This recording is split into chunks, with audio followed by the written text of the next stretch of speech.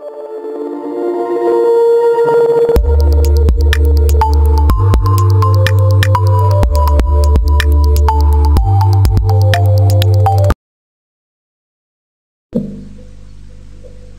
cette partie, nous allons voir quelques commandes de base pour la manipulation et la gestion des processus.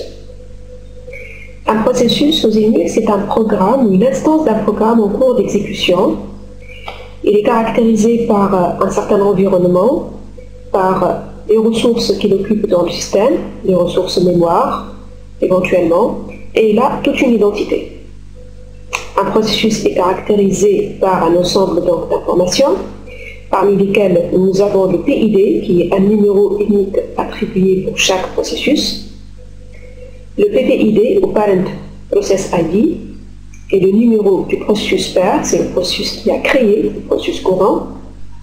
Chaque processus, il a aussi donc une certaine identité, permettant donc de le relier à un certain nombre d'utilisateurs. Tout d'abord, l'utilisateur propriétaire, pour lequel on retrouve l'information UID, et un groupe d'utilisateurs propriétaires.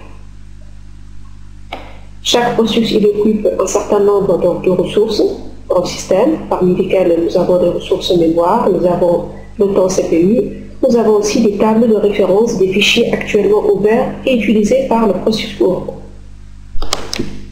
Les processus sous Unix s'organisent sous forme d'une arborescence, où chaque processus il a exactement un père, c'est le processus qui vient de le créer, sauf le processus init, qui est le premier processus créé par le système au moment du démarrage, qui porte toujours le PID égal à 1. Pour retrouver des informations donc, sur les différents processus exécutant actuellement dans le système, il suffit d'utiliser la commande PS. La commande PS, utilisée sans aucun argument et sans option, vous permet d'afficher uniquement les processus exécutant dans le shell courant.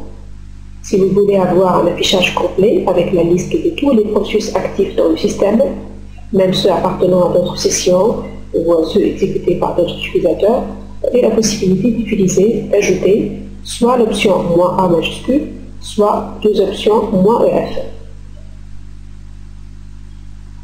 Si vous voulez avoir l'information sur l'identité des utilisateurs propriétaires de chaque processus, il faut utiliser ou ajouter l'option "-i".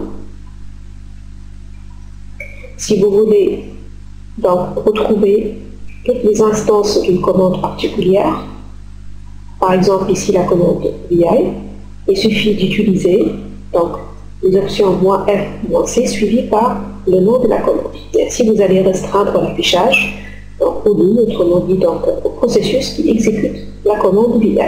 Vous allez retrouver entre autres les noms des utilisateurs qui exécutent actuellement cette application. Autre que la commande PS, vous avez aussi la possibilité d'utiliser la commande top. La commande top, en réalité, c'est un utilitaire qui permet donc d'afficher toutes les informations possibles sur tous les processus système. Vous pouvez afficher des informations sur l'activité de votre système en temps réel, c'est-à-dire vous pouvez voir donc, de façon continue et en temps réel l'évolution des états des différents processus, la variation donc de leurs paramètres. Vous pouvez interagir avec les processus en utilisant la commande "div". Cette commande permet d'une façon générale d'envoyer un signal particulier à un processus.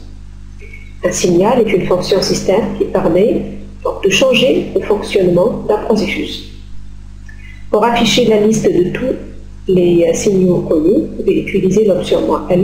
Donc "-l" vous donnera la liste des signaux. Un signal sera défini dans le système par un numéro et par un nom, qui sont bien sûr uniques.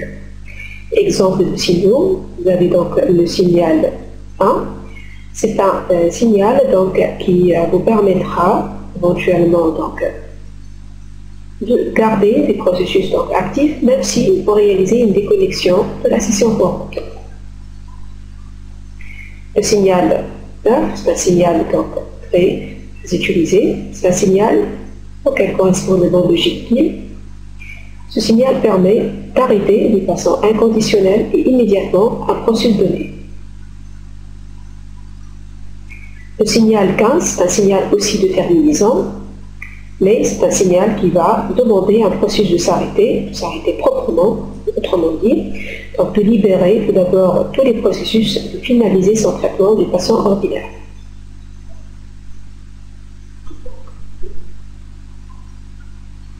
Alors, pour envoyer un signal à un processus donné, il faut tout d'abord donc retrouver le numéro du processus, autrement dit son PID. Donc, vous pouvez utiliser à ce moment-là soit la commande PS, soit la commande top, on vient de le voir.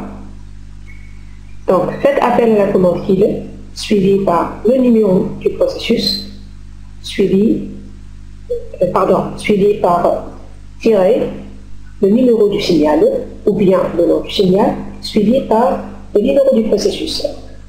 Nous avons ici l'exemple d'utilisation du signal 15, donc kill-15, suivi par 1000 et 1001. Autrement dit, on veut envoyer le signal 15 aux deux processus dont les PID sont 1000 et 1001. Et il est possible aussi de faire référence donc au signal 15 par son nom, qui est système.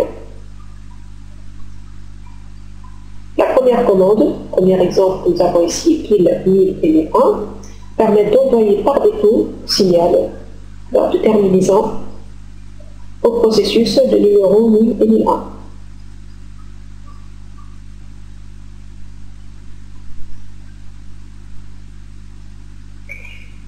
On a vu qu'il est possible de lancer donc des processus soit en avant-plan, soit en arrière-plan. Le mode arrière-plan offre l'avantage de ne pas bloquer le shell courant et de vous permettre ainsi d'exécuter cette application en parallèle avec d'autres commandes dans le shell. Pour lancer donc des processus en arrière-plan, il suffit donc de les lancer, suivi par le caractère et commercial. Pour retrouver la liste des processus lancés en arrière-plan, utilisez la commande jobs. La commande jobs qui vous donne une liste ordonnée et numérotée de toutes les tâches s'exécutant en arrière-plan.